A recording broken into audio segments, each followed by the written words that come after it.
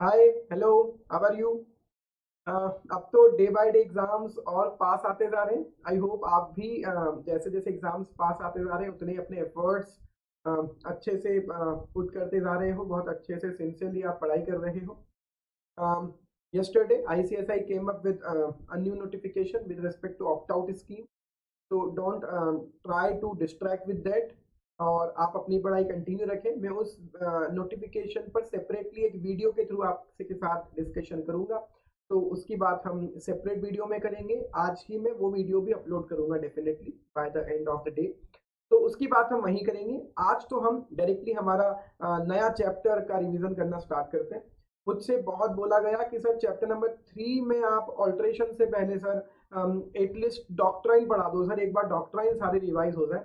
तो मैं आज वही डॉक्ट्राइन डिस्कस करने वाला हूँ, सारे डॉक्ट्राइन और उनसे रिलेटेड केस लॉज में डिस्कस करूंगा इस लेक्चर में। So let's start. सबसे पहला हम डॉक्ट्राइन डिस्कस करते हैं, डॉक्ट्राइन ऑफ अल्ट्रा वायरस। तो आप जानते हो कि अल्ट्रा वायरस ट्रांजेक्शन मीन्स जो ट्रांजेक्शन कंपनी के ऑब्जेक्ट क्लोज में नहीं है, मेमोरेंडम के ऑब्जेक्ट क्लोज के बाहर का अगर आप काम कर रहे हो, दैट इज अल्ट्रा वायरस। और अल्ट्रा वायरस ट्रांजेक्शन का कोई औचित्य नहीं होता। It is void and it's just not void, it is void एब इनिशियो, स्टार्टिंग से ये वॉइड है। इसलिए उस ट्रांजेक्शन का कोई मतलब नहीं, ना ही कंपनी की कोई लाइबिलिटी उस ट्रांजेक्शन से क्रिएट होने वाली। व्हाट अबाउट असेट्स, ये बात हम अभी आगे करेंगे। अगर फिर भी अगर यहीं पर करनी है तो हम ये समझ लें कि अल्ट्रा वायरस ट्रांजेक्शन करके अगर कंपनी की कोई असेट क्रिएट होती है तो उस असेट के ऑनर कंपनी ही मानी जाएगी, क्योंकि कहीं ना कहीं that asset represent money of the company. Right, तो वो क्लियर है, बट कोई लाइबिलिटी नहीं। Next, ultra vires transaction void एब इनिशियो है, लेकिन कई बार हम अल्ट्रा वायरस और इंट्रा वायरस में कंफ्यूज हो जाते हैं। अल्ट्रा वायरस का मतलब है कंपनी के ऑब्जेक्ट के बाहर की चीज, और इंट्रा वायरस का मतलब है कंपनी के पावर में तो है लेकिन डायरेक्टर्स की पावर में नहीं है, डायरेक्टर्स ने अपनी पावर का एक्सेसिव यूज करके वो काम किया। तो ये अल्ट्रा वायरस नहीं है, this is intra vires, but ultra vires for the directors, it is not ultra vires to the company. ऐसे ट्रांजेक्शन्स जो कंपनी की पावर में है लेकिन डायरेक्टर्स की पावर में नहीं है, अगर डायरेक्टर्स ऐसे ट्रांजेक्शन करेंगे तो शेयर होल्डर्स उसे रेटिफाई कर सकते हैं, लेकिन अल्ट्रा वायरस ट्रांजेक्शन को 100% शेयर होल्डर्स भी चाहे तो मिलकर रेटिफाई नहीं कर सकते। राइट, हम सबसे पहला केस लो पढ़ते हैं, एशबरी रेलवे कैरेज का। कई बच्चों को डाउट आता है सर केस लॉस के नाम याद रखें क्या? नॉट नेसेसरी, आप कंटेंट याद रखें, that is more important. But yes, कुछ तो बेंचमार्क केसेस होते हैं, है ना। तो जैसे एशबरी रेलवे का नाम आप याद रख सकते हैं। हुआ क्या था, कंपनी का ऑब्जेक्ट था कि कंपनी काम क्या करेगी, make sell land hire railway plant to carry on the business of mechanical engineers, और लास्ट में लिखा था जनरल कॉन्ट्रैक्टर। अभी जनरल कॉन्ट्रैक्टर ही यहाँ पर झगड़े की जड़ बन गया। कंपनी ने एक फर्म के साथ एक रेलवे कॉन्ट्रैक्ट का काम कर लिया to finance the construction of railway line. अब आप बताओ, कंस्ट्रक्शन का काम नहीं, कंस्ट्रक्शन का काम तो वो कर रहे हैं, आप उनको फाइनेंस करने का काम कर रहे हो। बाद में कंपनी ये कॉन्ट्रैक्ट नहीं कर पाई एग्जीक्यूट, केस किया गया। कंपनी की तरफ से आर्ग्यूमेंट किया गया कि ये तो अल्ट्रा वायरस ट्रांजेक्शन है, हम ये कर ही नहीं सकते। उन्होंने आर्ग्यू किया कि नहीं, इनके ऑब्जेक्ट में लिखा है सर जनरल कॉन्ट्रैक्टर। तो बाद में कोर्ट ने कहा कि जनरल कॉन्ट्रैक्टर का मतलब ये नहीं कि कुछ भी कर लेंगे, जनरल कॉन्ट्रैक्ट वर्ड समझा जाएगा कि उसके पहले क्या लिखा हुआ है, उसी से जनरल का मतलब निकाला जाएगा। और कहीं भी ये फाइनेंस करने का काम तो कंपनी के ऑब्जेक्ट क्लोज का पार्ट नहीं है, इसलिए इस चीज के लिए कंपनी लाइबल भी नहीं है और ये अल्ट्रा वायरस ट्रांजेक्शन माना गया। नेक्स्ट, नेक्स्ट पॉइंट पर आते हैं। नेक्स्ट, अब ये पॉइंट तो केस लॉ भी है और फिर बाद में इससे रिलेटेड प्रोविजंस भी आ गए, तो दोनों चीजें एक साथ पढ़ते हैं। केस पर आते हैं। केस ये हुआ, कंपनी के डायरेक्टर्स को ऑथराइजेशन था कि वो किसी भी चैरिटेबल या बेनिवोलेंट ऑब्जेक्ट के लिए कुछ डोनेशन दे सकते हैं, चैरिटेबल काम के लिए पैसा दे सकते हैं। शेयर होल्डर्स का रिजोल्यूशन पास करवाकर डायरेक्टर्स ने 2 लाख रुपए ट्रस्ट को दिए, टेक्निकल और बिजनेस नॉलेज को प्रमोट करने के, जबकि इन कंपनी का business having been taken over by LIC। ठीक है, सुप्रीम कोर्ट ने कहा कि ये जो पेमेंट था ये अल्ट्रा वायरस था। डायरेक्टर्स कंपनी का पैसा किसी भी जनरल चैरिटेबल या जनरल ऑब्जेक्ट के लिए यूज नहीं कर सकते। वो केवल उसी चैरिटेबल या उसी ऑब्जेक्ट के प्रमोशन में ये पैसा यूज कर सकते हैं which is for the attainment of the object of the company. आप कंपनी के ऑब्जेक्ट के अटेनमेंट के लिए वो पैसा यूज कर सकते हो, चैरिटेबल या उन ऑब्जेक्ट के लिए। पावर्स जो ये एक्सरसाइज करें, the powers must be exercise, जो एक्सरसाइज करें वो कंपनी के ऑब्जेक्ट को प्रमोट करने के लिए। चैरिटी वहीं तक अलाउड है जहां तक उसका कोई प्रॉक्सिमेट कनेक्शन है between the gift and company's business interest. सही है, there should be some commerciality, है ना, कुछ कमर्शियल उसका इंपैक्ट होना चाहिए, अदरवाइज तो वो कोई काम की चैरिटी नहीं है, कंपनी क्यों करे फिर उसे। और इसी कनेक्शन को अगर हम आगे पढ़ें तो ये काम आपको बढ़िया लगेगा, ये लाइन आपको समझ में भी आएगी कि वो गिफ्ट जो रिसर्च काम करने के लिए दिया गया, वो रिसर्च है कंपनी की एक्टिविटी से रिलेटेड, या कंपनी के एक्स एम्प्लॉइज की विडोज को पेमेंट अगर आपने किया तो उस पर बोला ये भी तो फिर अल्ट्रा वायरस है। बट उन्होंने कहा कि इससे हमारी इमेज सही होगी और कहीं ना कहीं दूसरे लोगों को भी लगेगा कि हमें ऐसी कंपनी ज्वाइन करनी चाहिए जहां अगर हमारी डेथ भी हो जाए तो हमारे परिवार वालों को पैसा देते हैं। उसे कोर्ट ने कहा ये अल्ट्रा वायरस नहीं, इंट्रा वायरस है, मतलब ये ट्रांजेक्शन वैलिड है।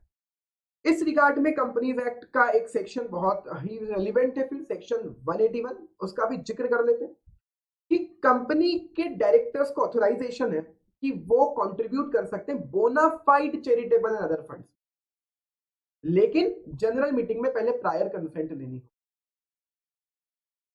कब? अगर आप अमाउंट कंट्रीब्यूट कर रहे हो कंपनी के पिछले 3 साल के एवरेज प्रॉफिट के 5% से ज्यादा। ठीक है, जो बोर्ड की पावर है वो यही है कि वो चैरिटी कंपनी के बिजनेस से रिलेटेड होनी चाहिए। आगे आते हैं। अब ये बैंक वाला मैटर तो आगे हो ही जाएगा कि बैंक ने अगर अल्ट्रा वायरस ऑब्जेक्ट करने के लिए लोन दे दिया था कंपनी को तो बैंक वो पैसा अब रिकवर नहीं कर सकती, क्योंकि अल्ट्रा वायरस बोरोविंग से लेंडर बोरोवर का रिलेशन क्रिएट नहीं होता। ये तो बात की बात है, ये तो हम बाद में कर ही लेंगे।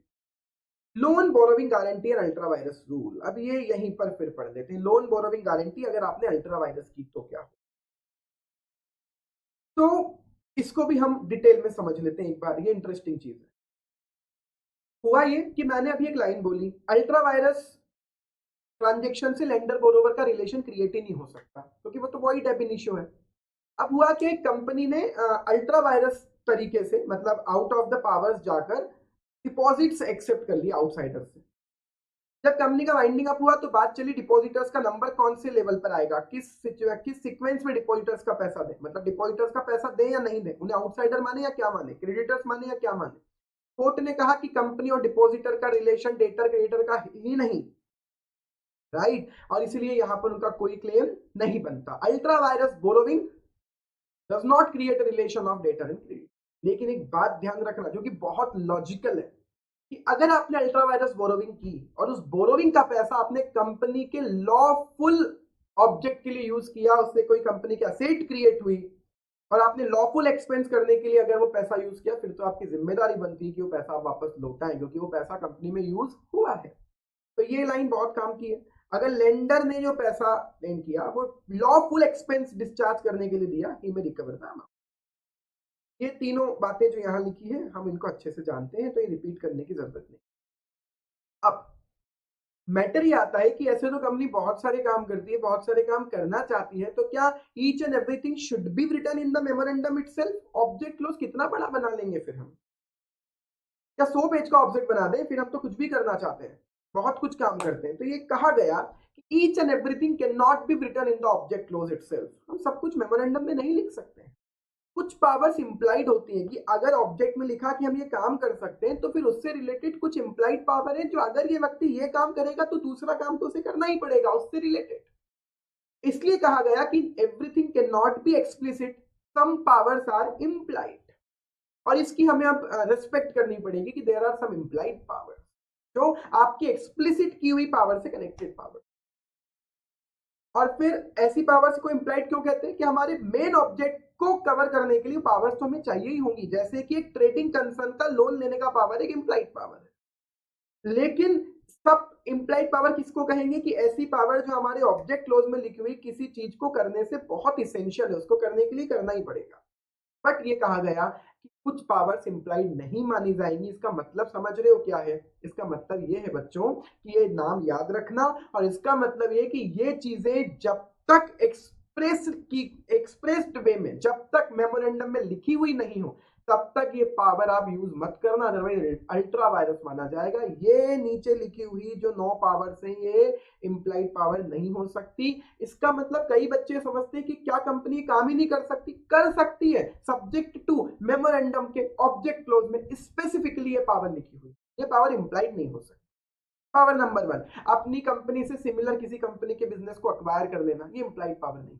पॉइंट नंबर 2, कंपनी किसी दूसरी कंपनी के साथ मिलकर जॉइंट वेंचर या पार्टनरशिप फॉर्म में मिलकर या पार्टनरशिप करके काम करना, ये आपकी इंप्लाइड पावर नहीं हो सकती। ये काम करना है, there should be express provision in your object clause. Point number 3, किसी कंपनी के शेयर्स अक्वायर करना, जो आपका सिमिलर ऑब्जेक्ट जैसा काम कर रही है उसके शेयर्स अक्वायर कर लेना, ये आपकी इंप्लाइड पावर नहीं हो सकती। नेक्स्ट, किसी कंपनी के शेयर खरीदना, शेयर खरीद के जो पैसा आपने कंपनी को दिया, कंपनी उस पैसे का यूज उन ऑब्जेक्ट में कर रही है जो ऑब्जेक्ट आप खुद करते तो अल्ट्रा वायरस हो जाते। जैसे आपकी कंपनी कोई काम नहीं कर सकती, वो अल्ट्रा वायरस बना। आपने तरीका क्या बनाया कि आप ये काम किसी दूसरी कंपनी के थ्रू कर रहे हो, अब उस कंपनी के शेयर खरीदे, उसे पैसा दिया, अब वो कंपनी वही काम कर रही है जो आप करते तो अल्ट्रा वायरस माना जाता, तो ये अभी भी अल्ट्रा वायरस माना जाएगा। ऐसी कंपनी के शेयर्स खरीदने हैं तो there should be implied, there should be express power. Point number 5, किसी कंपनी को फाइनेंशियली प्रमोट करना, हेल्प करना, ये आपकी इंप्लाइड पावर नहीं हो सकती। अपनी कंपनी के अंडरटेकिंग को बेचना, डिस्पोज ऑफ कर लेना, इंप्लाइड पावर नहीं हो सकती। तो यहाँ डाउट आते हैं बच्चों में, सर हम कंपनी के अंडरटेकिंग बेच नहीं सकते क्या? बेचो ना, आपके मेमोरेंडम के ऑब्जेक्ट क्लोज में स्पेसिफिकली लिखा होना चाहिए। पॉइंट नंबर 8, आप सॉरी 7, पॉलिटिकल पर्पज से कंपनी के पैसे को यूज करना, आपकी इंप्लाइड पावर नहीं हो सकती।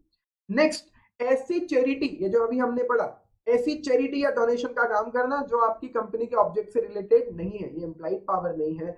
और श्योरिटी, किसी के लिए गारंटी एटसेट्रा देना, ये इंप्लाइड पावर नहीं होती। देनी है आपको किसी के लिए गारंटी, कॉर्पोरेट गारंटी, आपकी ये एक्सप्रेस पावर होनी चाहिए, नॉट इंप्लाइड। क्या शेयर होल्डर्स के कोई राइट है in respect to ultra vires act? तो इसमें एक केस बहुत इंटरेस्टिंग हुआ कि अगर एक शेयर्स होल्डर को शेयर्स का अलॉटमेंट किया गया और वो अलॉटमेंट अल्ट्रा वायरस निकला, तो फिर वो क्लियर था कि शेयर होल्डर ने जो पैसा दिया वो शेयर्स खरीदने के लिए, शेयर होल्डर अपना पैसा वापस ले सकता है, क्योंकि आपने अलॉटमेंट अल्ट्रा वायरस माना ना, तो मेरे पैसे तो वापस दो। Transfer of share from him would not have been so allowed.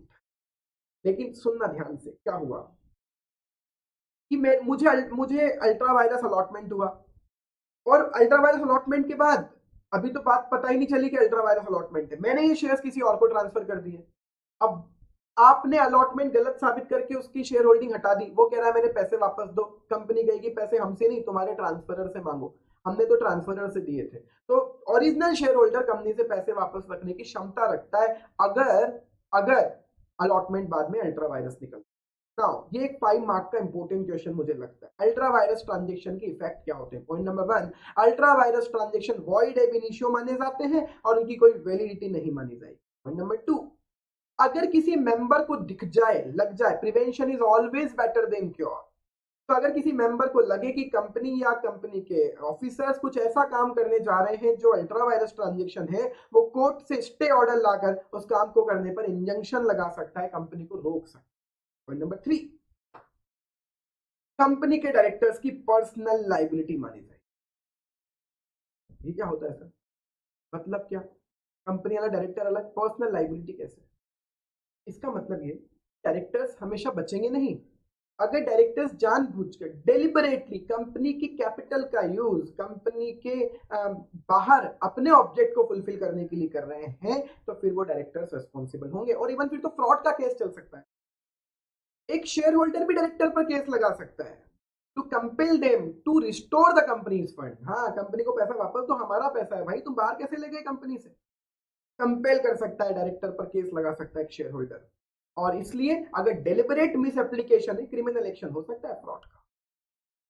पर क्या हमेशा नहीं यार, ultra vires of the company तब बात अलग होती है, पर ultra vires the power of director, तो शेयर होल्डर उसे रेटिफाई कर सकते हैं ना।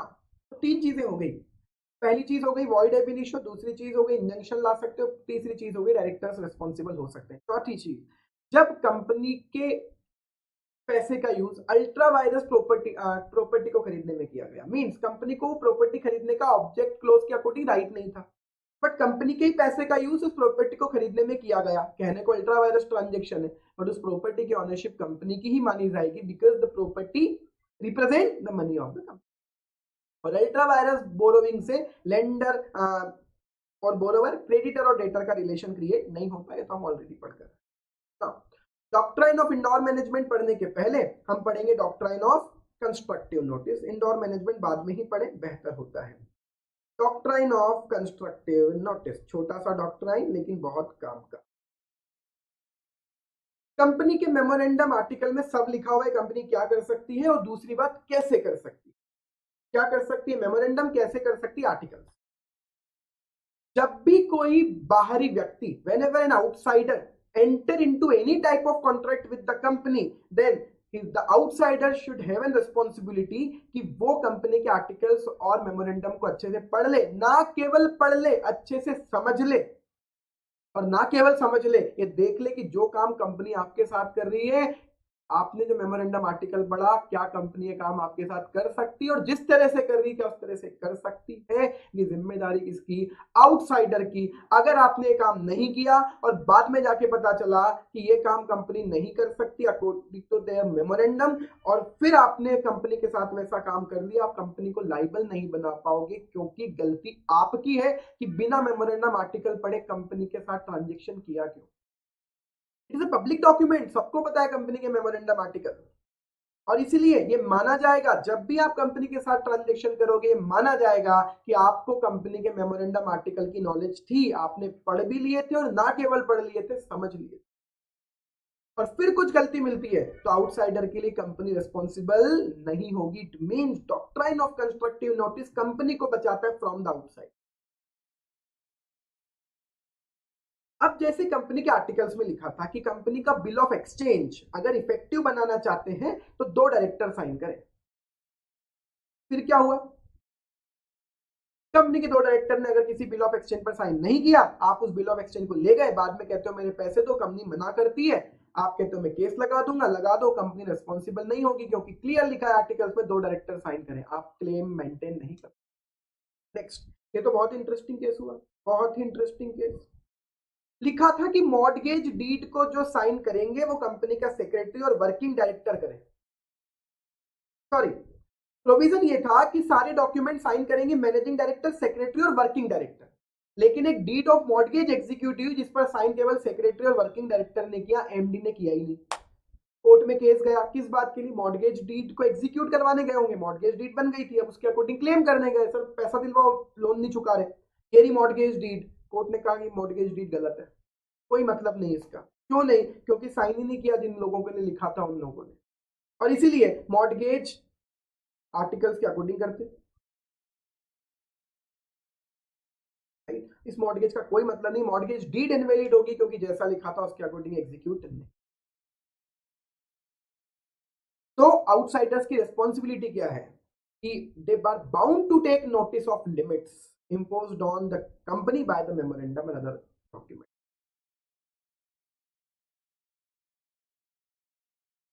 आगे बढ़ते हैं। तो ये था डॉक्ट्राइन ऑफ कंस्ट्रक्टिव नोटिस। अब पढ़ते हैं doctrine of indoor management, just इसका opposite. Doctrine of constructive notice company को प्रोटेक्ट करता है अगेंस्ट द आउटसाइडर। अब इंडोर मैनेजमेंट प्रोटेक्ट करता है कंपनी से आउटसाइडर्स को, आउटसाइडर्स को प्रोटेक्ट करता है against the company. Indoor management का मतलब क्या कि कोई भी बाहर का व्यक्ति ये तो पता लगा सकता है कि आपकी पावर्स और लिमिट्स क्या है by reading articles in memorandum, लेकिन ये पता नहीं लगा सकता कि आपका इंटरनल प्रोटोकॉल फॉलो किया गया है नहीं किया गया। उसकी मुझे जानकारी कैसे हो सकती है, मुझे पब्लिक डॉक्यूमेंट की जानकारी हो सकती है। और अगर इंटरनल मैनेजमेंट की कोई गलती की वजह से ये चीज हुई है तो फिर मैं रिस्पॉन्सिबल नहीं हूं, कंपनी मेरे लिए रिस्पॉन्सिबल, फिर मुझे मेरा राइट पूरा मिलेगा। क्या हुआ, रॉयल ब्रिटिश बैंक का एक केस था। कंपनी का डायरेक्ट बैंकिंग कंपनी के डायरेक्टर को ऑथराइजेशन था आर्टिकल से कि वो जितना अमाउंट बोरो करना चाहता है बोरो कर सकता है, सब्जेक्ट टू कंपनी के बोर्ड जनरल मीटिंग में रिजोल्यूशन पास करवा ले। ठीक है, डायरेक्टर ने टर्कवेंट को एक बॉन्ड दे दिया, टर्कवेंट ले गया, टर्कवेंट ने केवल क्या पढ़ा कि क्या डायरेक्टर ऑथोराइज्ड है, हाँ ऑथोराइज्ड है, वो ले गया। बाद में पता पड़ा कि कंपनी ने सॉरी इस बॉन्ड के लिए कंपनी ने डायरेक्टर्स को जनरल मीटिंग में ऑथोराइज किया ही नहीं था। तो केस में कहा गया कि कंपनी का इंटरनल मैनेजमेंट है, वो कैसे पता लगाएगा कि जनरल मीटिंग में रिजोल्यूशन पास हुआ या नहीं हुआ। लेकिन आज की डेट में ये केस में सही नहीं मानता। जब आपको ही पता है कि रिजोल्यूशन पास करके काम किया जा सकता है तो आपकी रिस्पॉन्सिबिलिटी है कंपनी से रिजोल्यूशन मांगो, सर्टिफाइड ट्रू कॉपी मांगो, मीटिंग के मीटिंग मिनट्स की मांगो, रिजोल्यूशन 2 डायरेक्टर से साइन करवा के कि कंपनी ने रिजोल्यूशन पास कर लिया है। लेकिन उस टाइम कोर्ट को यही लगा कि इंटरनल मैटर है, और ये कैसे पता लगाता। Outsiders are not bound to know the internal position. They are just bound to know the external position of the company. Now, इसी से मिलता जुलता कई बच्चों को डाउट आता है, सर इंडोर मैनेजमेंट के वक्त 176 क्यों रेफर किया जाता है, 176 रेफर करने की जरूरत क्या इंडोर मैनेजमेंट के वक्त? बेटा बहुत जरूरत है। ये भी आपके इंडोर मैनेजमेंट ही बताएगा ना कि डायरेक्टर बनने के लिए एलिजिबल है या नहीं है तुम्हारी कंपनी के अकॉर्डिंग। तुमने तो बोल दिया हमारी कंपनी का डायरेक्टर है, मैंने चेक कर लिया आरओसी के मास्टर डेटा पे जाके कि ऐसी डायरेक्टर है। अब बाद में वो डायरेक्टर का पता चला कि वो डायरेक्टर डिस्क्वालीफाइड है डायरेक्टर बनने से, एलिजिबल ही नहीं था डायरेक्टर बनने से, बट मेरे पेपर पर तो उसी डायरेक्टर ने साइन किया। क्या मेरा पेपर इनवैलिड? नहीं, आपका पेपर वैलिड। आप कैसे पता लगाओगे डिस्क्वालीफाइड है? इसलिए सेक्शन यहां पर आता है, ये इंडोर मैनेजमेंट का मैटर है। तो ये 176 हो गया कि डायरेक्टर का कोई भी एक्ट गलत नहीं होगा just because of the reason कि उसका अपॉइंटमेंट इनवैलिड था। लेकिन अगर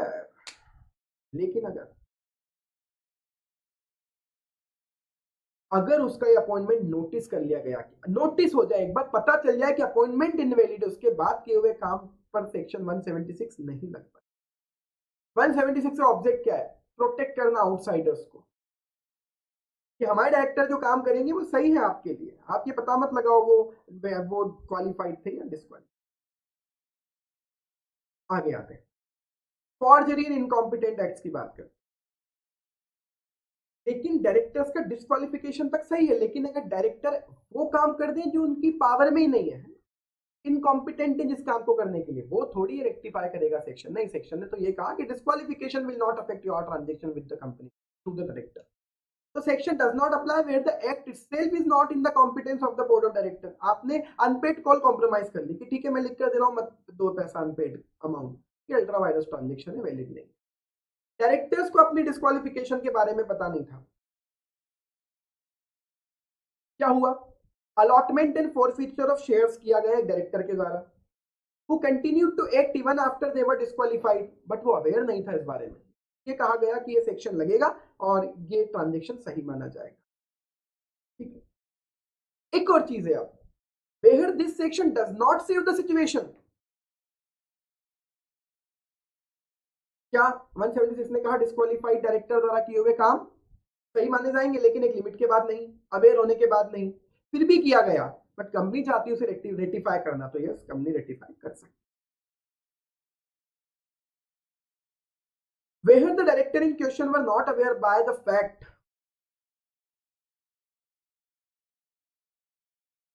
इस फैक्ट से वो अनजान थे कि वो डिस्क्वालिफाइड है, वो अपना ऑफिस वेकेट कर चुके, उन्हें पता नहीं था। तो फिर उन्होंने रिजोल्यूशन पास करने में उनकी भी कंसेंट ली गई। क्या रिजोल्यूशन गलत माना जाए? नहीं, रिजोल्यूशन सही माना जाएगा because they were not aware. ठीक है,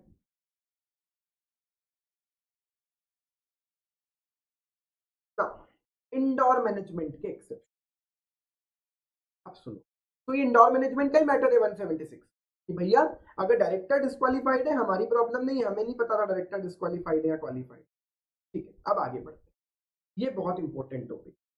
कुछ केसेस में इंडोर मैनेजमेंट नहीं लगे। इंडोर मैनेजमेंट आउटसाइडर को प्रोटेक्ट कर रहा है अगेंस्ट द कंपनी, पर हम कह रहे हैं इंडोर मैनेजमेंट इन कुछ 5 केसेस में फॉर एग्जांपल नहीं लगेगा। पहला केस, जहां आउटसाइडर को इरेगुलरिटी की नॉलेज थी। जब आपको पता है कि इरेगुलरिटी हो रही है तो वो काम मत करते।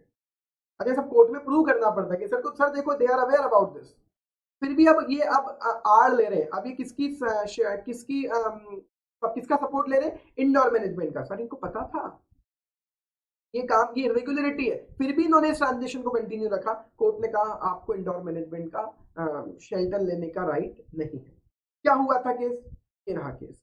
Article of the company empower the director to borrow up to 1000 pounds only, लेकिन वो अपनी लिमिट को बढ़ा सकते थे कंपनी की जनरल मीटिंग में रिजोल्यूशन पास करके।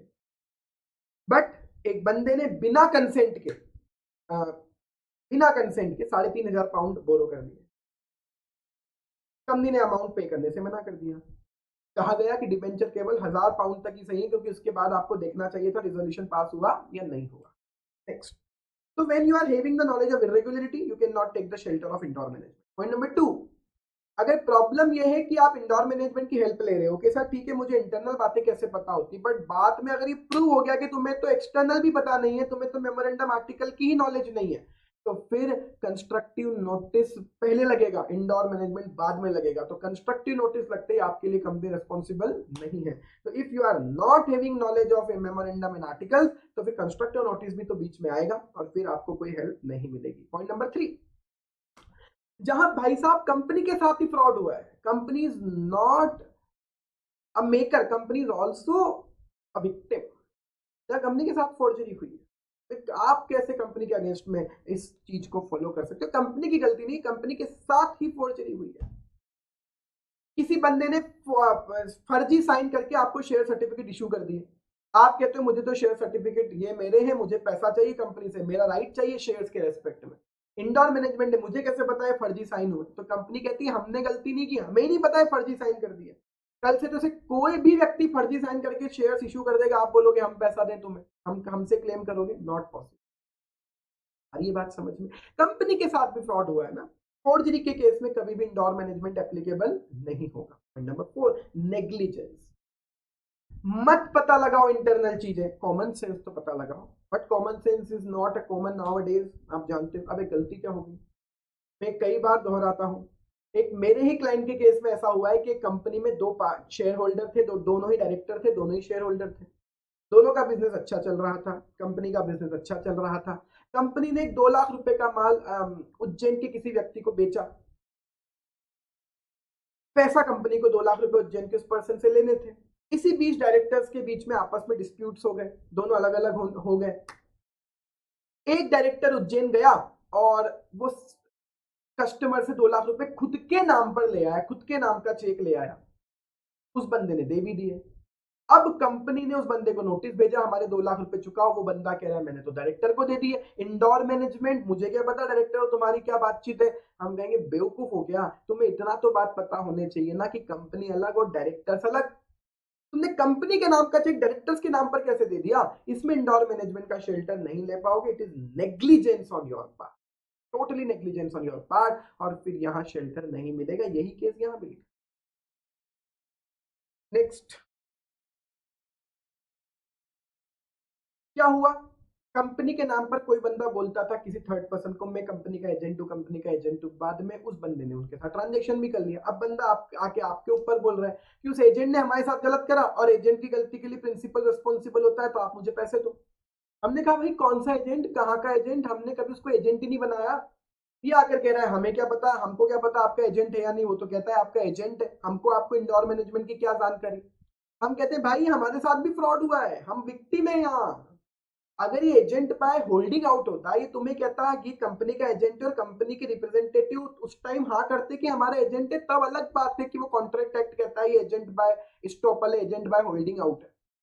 बट हमें नहीं पता, तो फिर ये कंपनी के साथ भी फ्रॉड हुआ है। It is not a matter कि एजेंसी सही है या नहीं, मैटर ये एजेंसी है या नहीं है।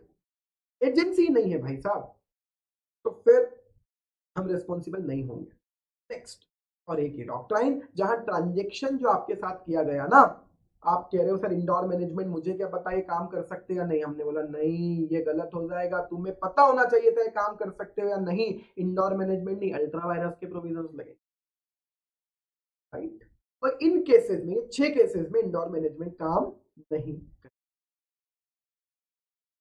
Next matter, money payable by member is a debt. Definitely अगर किसी मेंबर को कंपनी को कुछ पैसे देने हैं, वो उसका उधार है कंपनी के लिए, वो रेस्पॉन्सिबल है, लेकिन उसके पहले कंपनी को नोटिस तो देना पड़ेगा कि तुम ये पहले पैसे दो, है ना। तो ये इन्फोर्सेबल तब तक नहीं है जब तक कि आपने प्रॉपर नोटिस उस मेंबर को नहीं दिया। Definitely it is a debt, but it should be enforced only after you provide a proper notice. How to interpret memorandum in articles?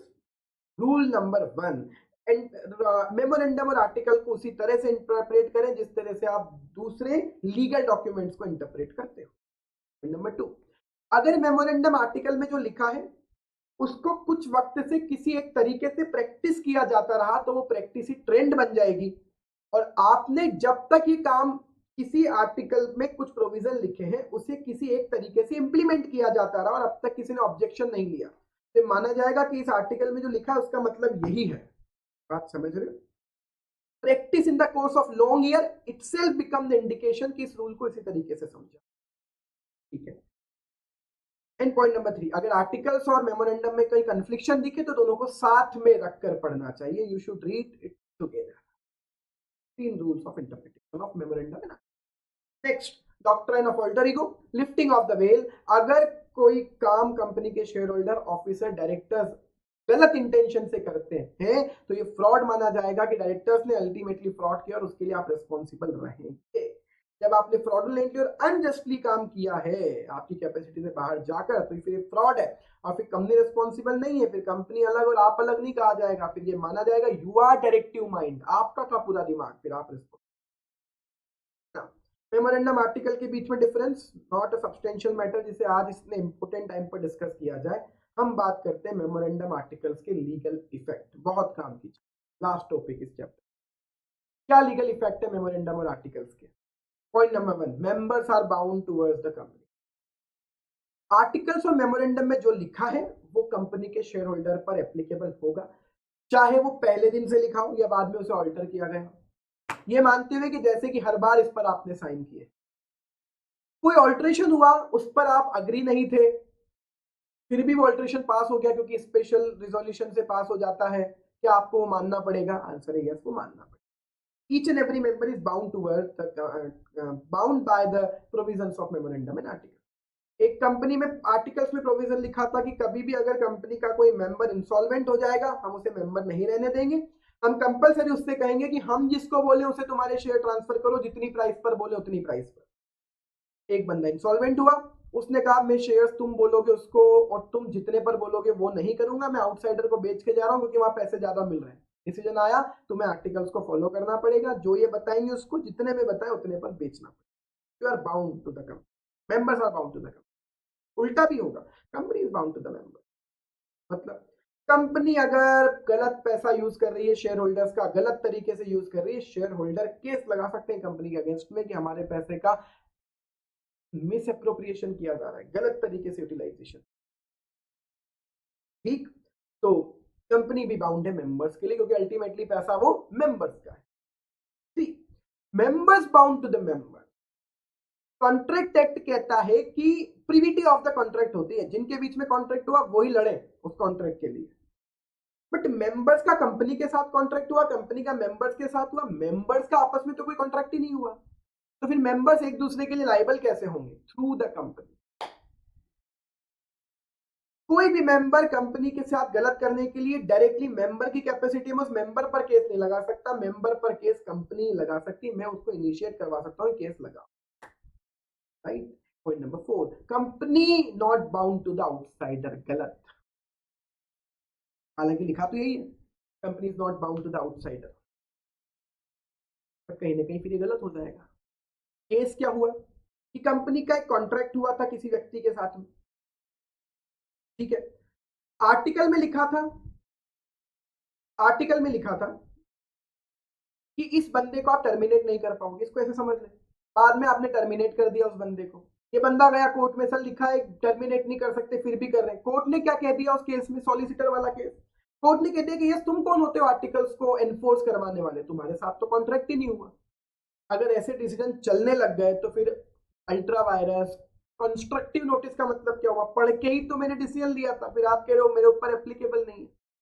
Finally से बाद में चेंज किया गया, चेंज क्या किया गया? चेंज किया गया ऐसे, आर्टिकल के थ्रू कंपनी और आउटसाइडर का कोई कॉन्ट्रैक्ट नहीं होता, बट आर्टिकल्स के प्रोविजंस के अकॉर्डिंग वो कॉन्ट्रैक्ट होना चाहिए फाइल। लेकिन इट मींस हर कॉन्ट्रैक्ट पर आर्टिकल्स के प्रोविजंस एप्लीकेबल होंगे। कॉन्ट्रैक्ट जो हो रहा है वो आर्टिकल्स के अकॉर्डिंग होना चाहिए और आर्टिकल्स में जो लिखा है वो फॉलो करना चाहिए। लेकिन अगर तुमने कोई कॉन्ट्रैक्ट किया था उसमें एक्सप्रेसली लिख दिया था कि हम आर्टिकल्स को फॉलो नहीं करेंगे और ये रूल फॉलो करेंगे, तो फिर वही रूल फॉलो होंगे, फिर आर्टिकल्स की आप शेल्टर भी नहीं लेंगे। क्लियर है? तो company is not bound to the outsider, गलत, company is bound to the outsider through the articles. लेकिन अगर आपके स्पेसिफिक कॉन्ट्रैक्ट में स्पेसिफिकली लिख दिया गया था कि ये कॉन्ट्रैक्ट ऐसे ही चलेगा, आर्टिकल्स के जैसे नहीं चलेगा, ऐसे चलेगा, इन्हीं शर्तों पे चलेगा, तो फिर उसी से चलेगा और फिर आर्टिकल्स को रेफर नहीं किया जाए।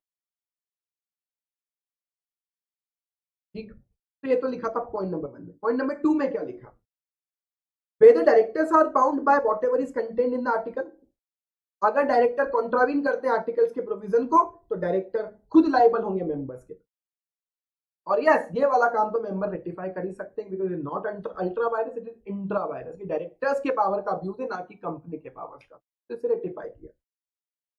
ठीक, तो ये कुछ डॉक्ट्राइन से बहुत लोग परेशान थे सर, एक बार रिवाइज करवा दें। केस लॉस के नाम याद ना रखें, कॉन्सेप्ट्स याद रखें, डिसीजंस याद रखें, it is sufficient, it is enough. ठीक है, तो गो विद दिस। फिर हम नेक्स्ट लेक्चर डिस्कस करेंगे, वहां भी बहुत रिक्वेस्ट आ रही है। नेक्स्ट लेक्चर डिस्कस करूंगा कन्वर्जन वाला चैप्टर, राइट। इन केस अगर आप चाहते हो कि ऑल्ट्रेशन ऑफ आर्टिकल और मेमोरेंडम भी डिस्कस करूं, प्लीज लेट मी नो। अभी तक मुझे रिक्वेस्ट आ रही है सर चैप्टर नंबर 12 कन्वर्जन वाला टॉपिक पहले आप रिवाइज करवा दें, तो ठीक है, हम पहले वो करेंगे। इन केस अगर आप चाहते हो पार्ट 2 ऑफ चैप्टर 3 भी डिस्कस करना है ऑल्ट्रेशन, तो मुझे बताना।